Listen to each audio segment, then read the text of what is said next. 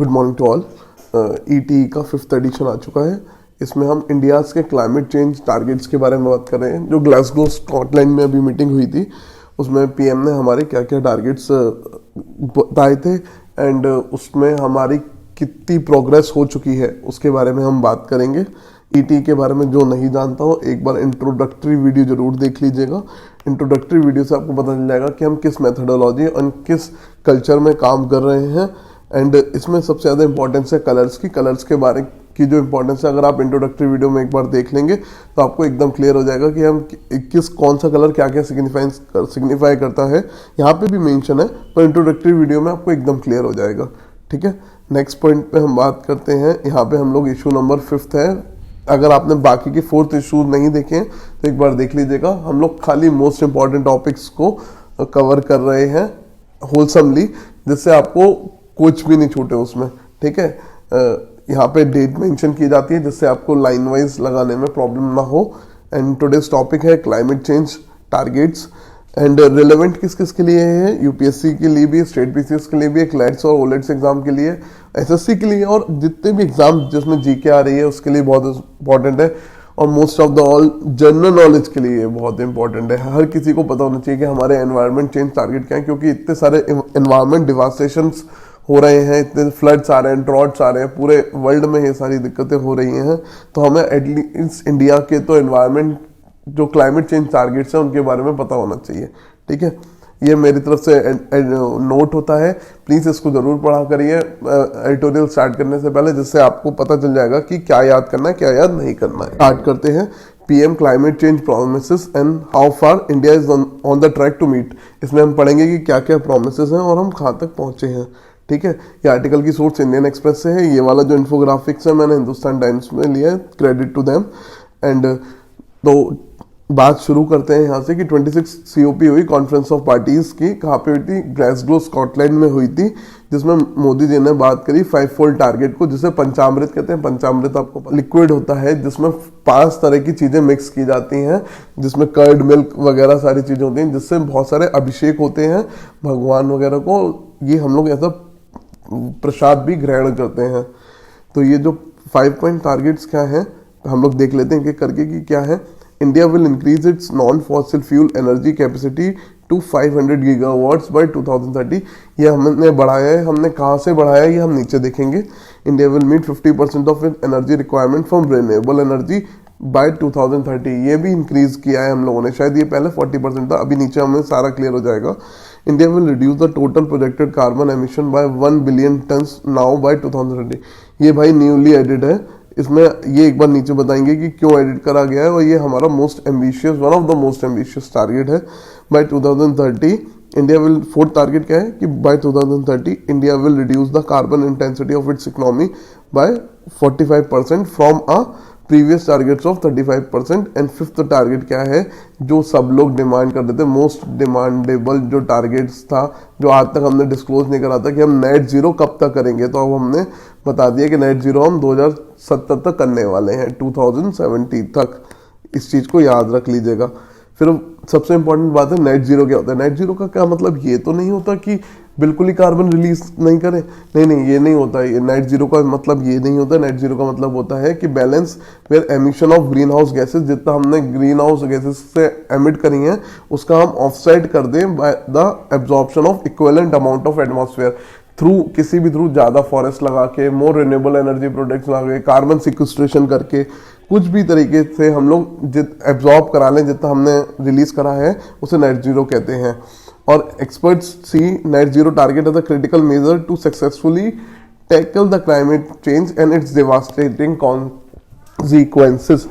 कि एक्सपर्ट्स को सबसे ज़्यादा ये लगता है एसेंशियल है नेट जीरो क्लाइमेट चेंज को रोकने के लिए। Pledges by top 3 emitters. China की प्लेज क्या है? China, Beijing announce no new pledge on Monday, it previously pledge net zero by 2060 में प्लेज कर रखा था। United States touted domestic legislation to spend 555 billion to boost renewable energy power and electric vehicle it has plan net zero by 2050। और India ने net zero कब का रखा है? 2017। ये तीनों चीजें एक बार याद रख लेंगे क्योंकि चाइना और यूएस के बारे में पता नहीं चाहिए, क्योंकि ये लोग हमसे ज्यादा एमिट करते हैं। शुरू होता है हमारा आर्टिकल का पार्ट कि United nation climate conference Glasgow में हुई। प्राइम मिनिस्टर ने सारे इंडिया के जो क्लाइमेट चेंज टारगेट्स थे उनको इंक्रीज कर दिया। और नन ऑफ द टारगेट्स, सबसे इंपॉर्टेंट बात की कि नन ऑफ द टारगेट जो है लाइकली टू बी, मतलब कोई भी डिफिकल्ट नहीं है अचीव करने के लिए, सब आराम से अचीव किए जा सकते हैं। सबसे पहली बात की जा सकती है कि नाइट जीरो क्या होता है। तो सब पहला टारगेट जो है नाइट जीरो का रखा है हमने 2070 तक। Is one whose road map is not available night now, कि इसका रोड मैप अभी नहीं है, बट क्या है कि इसको 2070 तक करना है, तो अभी बहुत टाइम है हम पे, तो इसका रोड मैप आ सकता है। और ये मोस्ट डिमांडेड टारगेट था, सारे कंट्रीज कह रहे थे कि भाई बताओ कब तक करोगे नेट जीरो, कब तक करोगे नेट जीरो। तो इंडिया ने कहा हम तो 2070 तक करेंगे। Other 4 targets have to be achieved in more immediate time frame by 2030। ये 2 टारगेट है एमिशन इंटेंसिटी और रिन्यूएबल्स का रिलेटेड।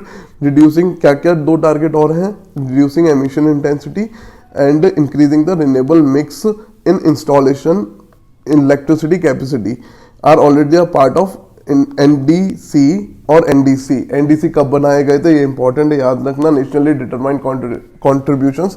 नेशन से कहा गया था कि भाई हम तुम पे जोर जबरदस्ती तो करेंगे नहीं, कोई मानने वाला तो है नहीं, तो कम से कम आप लोग मॉरली खुद से टारगेट डिफाइन कर लो अपने। ये कब हुआ था? 2015 में हुआ था, पेरिस एग्रीमेंट के अंदर हुआ था।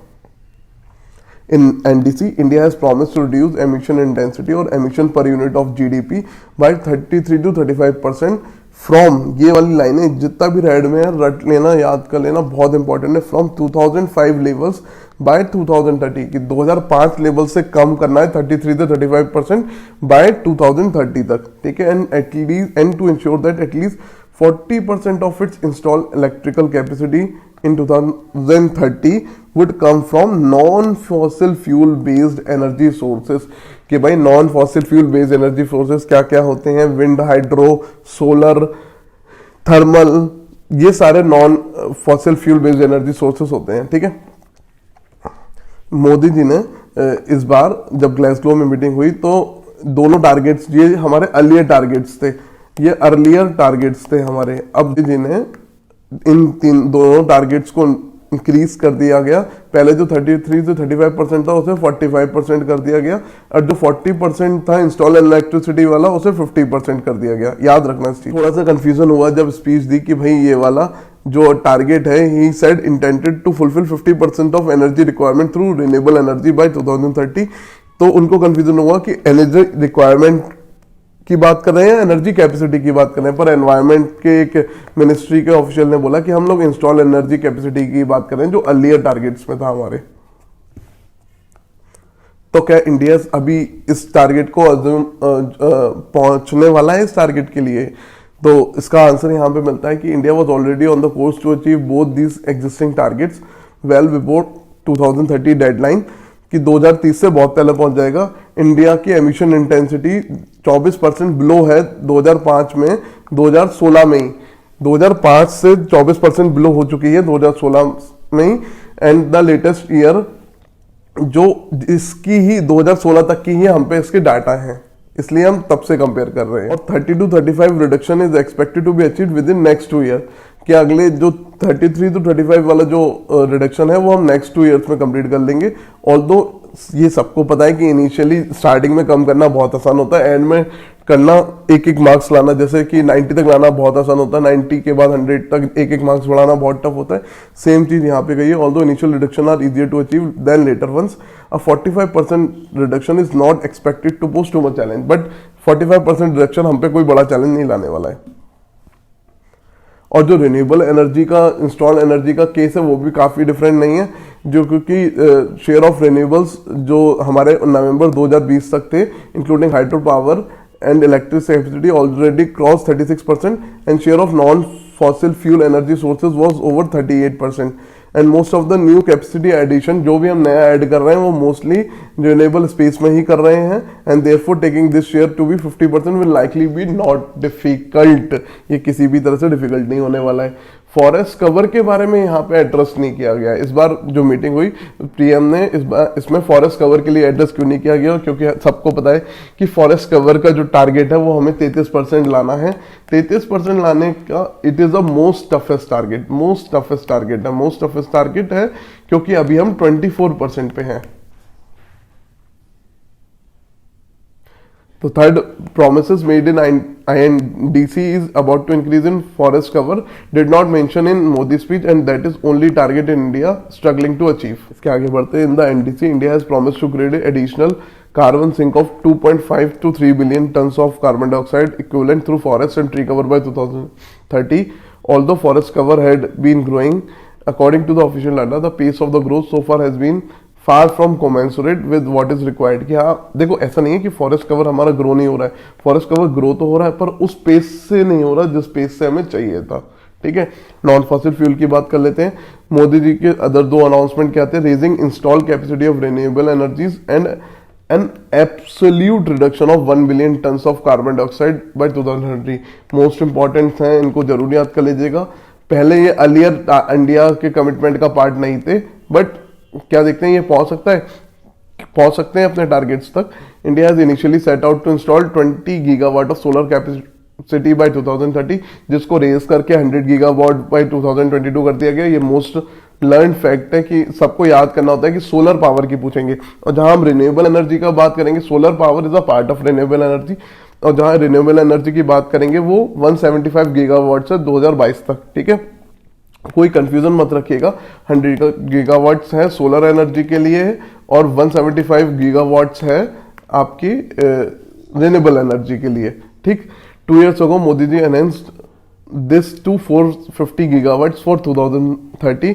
None of this was a part of NDC, but publicly announced target India has set for itself। ठीक है, ये पार्ट ऑफ NDC नहीं था पर इंडिया ने खुद के लिए ये टारगेट ले लिया। इसको प्रधानमंत्री ने कहा कि इंडिया सेट करेगा 500 gigawatt non fossil fuel based energy capacity by 2030। Non fossil phase क्या क्या इंक्लूड करते हैं नॉन फॉसिल फ्यूल एनर्जी में, मैं आपको पहले ही बता चुका हूँ। सोलर, विंड, न्यूक्लियर, हाइड्रो और which together make up of 50 gigawatts now.